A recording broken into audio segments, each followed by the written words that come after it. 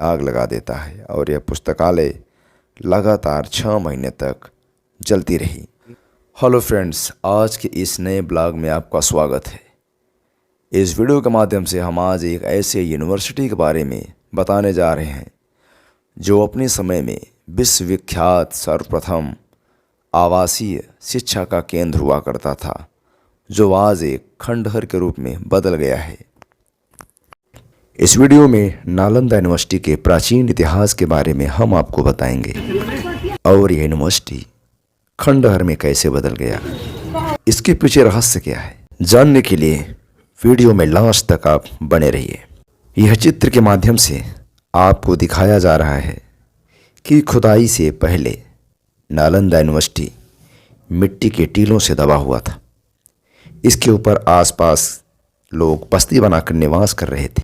सन 1915 ईस्वी में Alexander Cunningham द्वारा खुदाई के बाद यह विश्वविद्यालय अपने एक प्राचीन वैभव के साथ एक नए अंदाज में, जो आज आपको दिखाई दे रहा है, इस खुदाई से प्राप्त अनेक कलाकृतियाँ, मूर्तियाँ, मुद्राएं आदि जो नालंदा इतिहास को प्रमाणित करती हैं, उसे संग्रहालय में सुरक्षित रख दिया गया है। इस विश्वविद्यालय का मुख्य द्वार अभी तक नहीं मिला है। अंग्रेजों द्वारा एक मेन गेट बनाया गया है, जिसके माध्यम से हम लोग अंदर प्रवेश करते हैं। प्रवेश करते समय आपको लगेगा कि जैसे यह प्रवेश द्वार उसी समय का है, क्योंकि इस द्वार को बनाते समय हूबहू उसी कलाकृतियों का प्रयोग किया गया है। प्रवेश करते समय आपको विशाल छात्रावास दिखाई देगा, जहां पर 10,000 छात्रों को पढ़ाने के लिए 2,000 शिक्षक हुआ करते थे। यहाँ पर सामने जो एक बड़ा सा स्तूप आपको दिखाई दे रहा है, यह सारिपुत्र का स्तूप है, जो भगवान बुद्ध के शिष्यों में बहुत ही प्रिय शिष्य हुआ करता था। प्रसिद्ध चीनी यात्री ह्वेनसांग ने 7वीं शताब्दी में अपने जीवन का महत्वपूर्ण समय विद्यार्थी और एक शिक्षक के रूप में यहाँ पर व्यतीत किया था। यह विश्वविद्यालय स्थापत्य कला का एक अद्भुत नमूना था। उत्तर से दक्षिण की ओर मठों की कतारें थीं और उसके सामने विशाल भव्य स्तूप और मंदिर थे, जिसके अंदर भगवान बुद्ध की सुंदर मूर्तियां थीं। यहाँ के सभी हॉस्टल की डिजाइन एक समान थी। गेट के दोनों तरफ दीवारों पर बाएं और दाएं भगवान बुद्ध की प्रतिमा रखी होती थी। यह विश्वविद्यालय 3 राजवंशों के शासनकाल में बना था, जो कि दीवारों में लगी ईंटों की भिन्नता से स्पष्ट दिखाई देता है। नालंदा में हजारों विद्यार्थियों और आचार्यों के लिए 9 मंजिला एक विशाल पुस्तकालय था, जिसमें 3 लाख से अधिक पुस्तकों का कलेक्शन था। लाइब्रेरी में सभी विषयों से संबंधित पुस्तकें थीं, जिसमें वेद, वेदांग और सांख्य जैसे विषयों का अध्ययन किया जाता था। इसके अलावा व्याकरण, दर्शन, शल्य चिकित्सा, ज्योतिष विद्या आदि पर विशेष बल दिया जाता था। यहाँ के सभी छात्रावासों में एक विद्यार्थी के लिए एक ही कमरा उपलब्ध होता था, जिसमें उनके सोने के लिए एक पत्थर का बेड, पढ़ने के लिए दीपक जैसे दीवार में बने छोटे छोटे आलय में रख दिया जाता था। ह्वेनसांग ने अपने पुस्तक के माध्यम से वर्णन किया है कि कमरे में ध्यान और विपासना के लिए दीवार के अंदर छोटी सी गुफा बनाई जाती थी, जहाँ पे लोग ध्यान करते थे। दीवारों में लगी ईंटों को जोड़ने के लिए उस समय बेल, उड़द, गुड़ का छोआ, चूना, गोंद आदि किया जाता। इस वीडियो में जो आपको यह स्थान दिखाई दे रहा है, यहाँ पर भगवान बुद्ध की कांस्य की मूर्ति थी, जो आशीर्वाद की मुद्रा में थी। यहाँ पर आज भी भगवान बुद्ध के चरणों का चिन्ह स्पष्ट दिखाई देता है।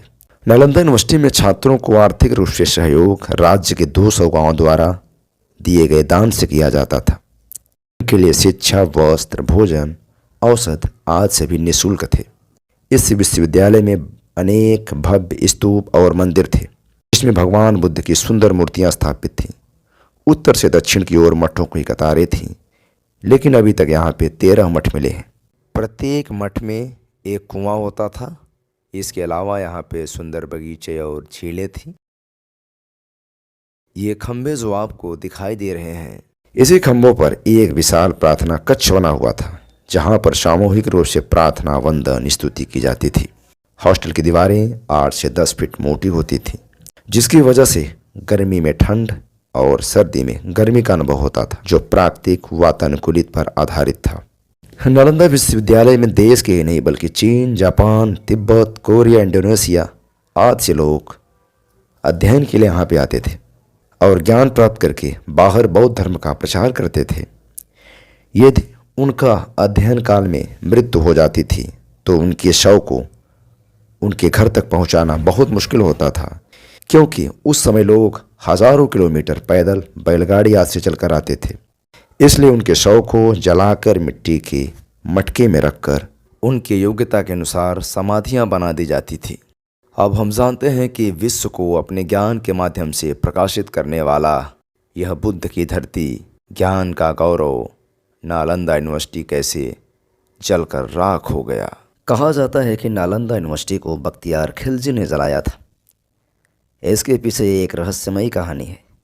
एक बार बख्तियार खिलजी किसी गंभीर बीमारी से ग्रस्त हो गया, तो उसे स्वस्थ करने के लिए उसके राज्य वैद्यों ने बहुत प्रयास किए, लेकिन उसका स्वास्थ्य दिन प्रतिदिन बिगड़ता जा रहा था और अंत में नालंदा विश्वविद्यालय के वैद्यों ने कुरान के पन्नों पर औषधियों का लेप लगा दिया। बख्तियार खिलजी जब कुरान पढ़ता तो पन्नों में लगी औषधियाँ उसके थूक के माध्यम से उसके शरीर में प्रवेश कर गई और वह शीघ्र ही स्वस्थ हो गया। जब इसके बारे में पता चला कि महाविहार के वैद्यों द्वारा उसे स्वस्थ किया गया है, तो इस आयुर्वेदिक चमत्कार को वह बर्दाश्त नहीं कर सका और उसने सोचा कि यह यूनिवर्सिटी इसी तरह से चलती रही तो हमारे धर्म कुरान का नाश हो जाएगा। आक्रोश में आकर वह पुस्तकालय में आग लगा देता है और यह पुस्तकालय लगातार 6 महीने तक जलती रही। यहाँ के सारे पुस्तक, वेद, वेदांग, अनुसंधान सब जलकर राख हो गए। इस प्रकार से पूरे विश्व में धर्म, ज्ञान, विज्ञान के माध्यम से लोगों का उद्धार करने वाला यह ज्ञान का दीपक सदा सदा के लिए बुझा दिया गया। दोस्तों, ये वीडियो आपको अच्छी लगी हो तो प्लीज़ इसे शेयर ज़रूर कीजिएगा और अंत में इस चैनल को सब्सक्राइब ज़रूर कीजिएगा। धन्यवाद।